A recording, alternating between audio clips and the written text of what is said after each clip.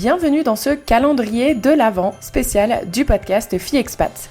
Chaque jour, du 1er au 24 décembre, nous vous emmenons à la découverte d'une nouvelle destination à travers les yeux de femmes expatriées. Que vous soyez en train de planifier votre prochain voyage ou que vous résidiez déjà dans l'un de ces pays, vous trouverez ici des conseils pratiques et des idées pour explorer des lieux uniques et authentiques. Installez-vous confortablement et laissez-vous guider à travers ce tour du monde quotidien. Hello tout le monde. Alors déjà, j'aimerais remercier Kelly de me donner la possibilité de m'exprimer aujourd'hui sur le podcast. Moi, c'est Victoire. Et donc aujourd'hui, je vais vous parler de la Jordanie. Donc j'ai vécu presque 3 ans en Jordanie. Et généralement, quand je disais aux gens « je vis en Jordanie » ou « je vais vivre en Jordanie » ou « j'ai vécu en Jordanie », on me répond « mais attends, il y a la guerre dans ce pays, non ?» Voilà, toujours tout ça pour introduire en disant que souvent c'est un pays méconnu ou mal perçu. Bon, on va pas se mentir, surtout à cause de la situation géopolitique régionale autour de ce pays-là. Mais sachez que ça s'arrête vraiment aux frontières parce que la Jordanie, c'est un havre de paix et de stabilité au cœur de cette région, justement, qui est un petit peu troublée, on va dire. Et je voudrais rappeler aujourd'hui, parce que en dépit de la situation dramatique qu'il y a à côté, actuellement, la Jordanie, c'est vraiment sécurisé. Moi, j'y suis allée là en août dernier et je m'y suis sentie 100% en sécurité. Et vraiment, là, la situation touristique en Jordanie, elle commence vraiment à être compliquée. Les Jordaniens, ils ont tellement hâte de recevoir à nouveau les voyageurs. Et surtout, ça commence à être difficile pour eux aussi. Donc voilà, je voulais rappeler dans cette petite introduction que n'hésitez pas à venir tout de même. Ne cédez pas à ce que vous voyez sur les médias, à ce que vous pouvez entendre, parce que vraiment, en Jordanie aujourd'hui, il n'y a aucun problème pour voyager. Donc, venez en Jordanie. Voilà. Alors, parenthèse fermée, je vais aujourd'hui vous emmener donc dans ce magnifique pays en vous partageant 5 lieux incontournables qui, je l'espère, vous donneront envie de découvrir ce pays par vous-même. Alors, en tout premier, je vous parlerai d'Amman parce que c'est la ville où j'ai vécu pendant presque 3 ans. Pour visiter Amman, commencez par explorer la citadelle.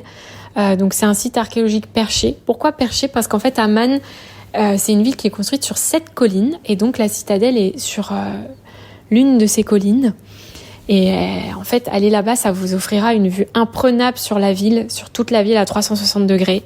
C'est magnifique. Bien sûr, en bas de la citadelle, je suis obligée de le citer, vous devez aussi visiter le théâtre antique, qui est aussi une merveille de cette ville. Ensuite, je dirais que Amman, c'est l'endroit en Jordanie pour faire des escales culinaires. Donc n'hésitez pas à goûter, à sentir, à vraiment regarder toutes les couleurs, les épices. Voilà. Goûter au knafa, par exemple, c'est une pâtisserie locale vraiment très sucrée, avec du fromage. Ça peut être bizarre au début, mais testez-le. Ça vaut la peine. Ensuite, je vous conseille aussi, pourquoi pas, de faire une pause déjeuner chez H&M Restaurant pour goûter le houmous, les falafels, dans une ambiance plutôt authentique parce qu'en fait, il y a des touristes, bien sûr, qui y vont, mais il y a aussi beaucoup de locaux. Et c'est chouette à faire. Et bien sûr, une fois que vous serez là, vous aurez tout le temps d'explorer la vieille ville. Enfin, pour clôturer ce sujet sur Amman, je mets un petit bonus, disons. En fait, ma belle famille jordanienne, elle se ferait une joie de vous recevoir pour un repas convivial parce qu'ils organisent des repas en fait d'échange et en plus en français.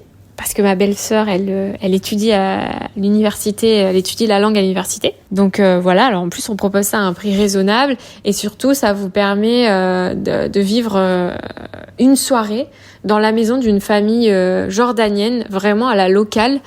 Et eux, ils sont trop heureux de faire ça. Donc n'hésitez pas à venir nous rendre visite. Ils seraient trop contents. Ensuite, je vais vous parler d'un deuxième lieu en Jordanie qui est le Wadi Rum. Alors, bien que j'ai vécu presque 3 ans à Amman, mon coup de cœur en Jordanie reste le Wadi Rum. Reste et restera toujours le Wadi Rum, c'est sûr. Donc le Wadi Rum, c'est un désert majestueux où clairement les paysages, ils semblent tout droit sortis de Mars. D'ailleurs, il faut savoir que Seul sur Mars a été tourné en Jordanie, le film Seul sur Mars, mais aussi plein d'autres films comme par exemple Aladdin. Et voilà. En tout cas, si vous allez dans le Wadi Rum, je vous conseille vraiment de privilégier les petites structures gérées par les bédouins locaux. Alors déjà pour préserver ce lieu magique, parce que là, en tout cas, moi je trouve que toutes ces installations bétonnées, très grandes installations bétonnées ou même les bulles, par exemple, ça dénature complètement le charme du paysage. Et puis aussi pour vous, parce qu'en fait, je me dis que quand on va dans un désert techniquement, on n'a plutôt envie que ça soit désertique, donc pas que ça soit rempli de touristes.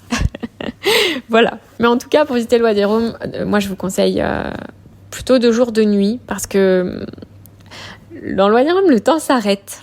C'est la sérénité, c'est prendre le temps, c'est vivre avec le lever et le coucher du soleil, c'est ne plus regarder sa montre. Donc prenez le temps. Et en fait, sur 2 jours de nuit, ça vous laissera la possibilité de voir tous les incontournables la première journée, mais aussi de voir, par exemple, toute la zone sud du désert qui est beaucoup moins fréquentée et qui vous permettra réellement de sortir des sentiers battus. En 3e point, c'est pas un lieu, mais plusieurs que je vous conseille. Mais de manière globale, je vous conseille de voir les wadis. Donc, ce sont des canyons où il peut y avoir de l'eau ou pas d'ailleurs. Et c'est incroyable parce qu'en fait, ces endroits, pour moi, ils montrent une Jordanie différente, loin de l'image aride qu'on pourrait imaginer. Et si je dois vous citer 2 wadis, ça serait le Wadi Moudjib, qui pour moi c'est vraiment un kiff. Enfin, c'est une aventure, le Wadi Moudjib. C'est un canyon, mais qui reste quand même facile d'accès. Et c'est super sympa. Au retour, on se laisse complètement flotter le long du canyon. C'est à faire. Et puis ensuite, je dirais le Wadi Bin Hamad, qui est moins connu, mais qui tend quand même à être de plus en plus connu actuellement grâce aux réseaux sociaux. Et donc, ce Wadi Bin Hamad, il vous plonge dans une oasis verdoyante. Il y a plein de palmiers, c'est tout vert, il y a de l'eau. Enfin, c'est incroyable. Allez-y, vraiment. Ensuite, j'aimerais vous parler d'Aqaba. Pourquoi Aqaba ? Parce que c'est la meilleure façon de terminer votre voyage sur une note un peu chill. Voilà. Et du coup, pour visiter Aqaba, je vous conseillerais réellement de prendre le bateau, de faire une journée sur un bateau, parce que déjà, ça vous permettra de chiller tranquillement, d'avoir une vue vraiment à 360 sur le golfe d'Aqaba, et c'est magnifique. Mais aussi, de pouvoir partager un repas sur le bateau ou un barbecue. Et puis bien sûr, faire du snorkeling ou bien de la plongée, en fonction de ce que vous souhaitez, pour pouvoir admirer la faune et la flore marine, qui est quand même assez riche à Aqaba. Et d'ailleurs, pour les passionnés de plongée, il y a un musée aquatique en fait qui propose une expérience un peu unique avec des espèces d'épaves militaires immergées, comme par exemple des avions, des tanks ou bien encore des hélicoptères. Voilà. Et alors, je vais clôturer ces 5 endroits avec bien sûr la Cité Rose. Impossible de parler de la Jordanie sans mentionner Petra. Évidemment, voilà, parce que c'est l'une des 7 merveilles du monde moderne. Là, clairement, si je peux vous donner un seul conseil, arrivez tôt. Arrivez très tôt pour éviter la foule et du coup profiter pleinement de l'ambiance magique du site. Notamment quand vous allez marcher là le long du site et arriver bim sur le trésor. Voilà, le soleil sur la roche, c'est magnifique. Et sachez que Petra, c'est pas uniquement le trésor justement ou le monastère, c'est plein d'autres endroits, donc sortez des sentiers battus et promenez-vous. Et surtout, pensez à emporter un pique-nique. Ça paraît bête comme tips, mais pensez à emporter un pique-nique parce qu'il n'y a pas beaucoup d'endroits où manger dans Petra, donc autant vous dire que vous n'allez pas faire 10 km pour aller chercher un sandwich, donc voilà, ramenez ce qu'il faut avec vous, ça sera toujours mieux. Alors, franchement, choisir seulement 5 lieux, c'était un vrai défi parce que la Jordanie, pour moi, elle regorge de trésors. Voilà, souvent les gens partent une semaine, mais moi, je vous conseille de partir 10 à 15 jours parce que si vous partez 10 à 15 jours, vous avez vraiment le temps de voir tout le panel de la Jordanie et c'est très varié. Je peux vous parler du nord qui est hyper verdoyant, où c'est très vert, surtout au printemps, bien sûr. Et d'ailleurs, si j'ai une anecdote, il y a un endroit en Jordanie qui s'appelle El Namel, qu'on appelle la vallée des Télétubbies. Voilà. Alors là, ça va vous replonger dans les souvenirs, mais juste imaginez la vallée des Télétubbies, vous voyez comment c'est vert ? Et cet endroit, c'est la même chose. Voilà. Donc, c'est pour donner un aperçu vraiment des paysages variés qu'on a en Jordanie. Ensuite, j'aurais pu vous parler de Dana, de la mer Morte, bien sûr, un incontournable, ou encore de Madaba. C'est un petit pays, peut-être il y a 5h30 en voiture du nord au sud, mais qui offre vraiment des expériences hyper variées et en plus authentiques. Donc voilà. Et enfin, si je dois vraiment conclure la Jordanie sur un seul sujet, ça serait les Jordaniens eux-mêmes. Parce que vraiment, c'est eux qui feront de votre voyage une aventure inoubliable et unique. Ils ont une hospitalité qui est légendaire. Moi, c'est aussi grâce à eux si mon expérience VIE, elle a été génialissime. Donc, allez en Jordanie, prenez le temps d'échanger avec les gens et vous verrez, mais cet accueil vous transportera et vous garderez des souvenirs, mais toute la vie. Voilà, je vais m'arrêter là. C'était vraiment difficile, mais voilà, je vous souhaite en tout cas à toutes et tous de super fêtes, de très belles fêtes de fin d'année, parce qu'on est quand même dans le podcast calendrier de Noël, voilà.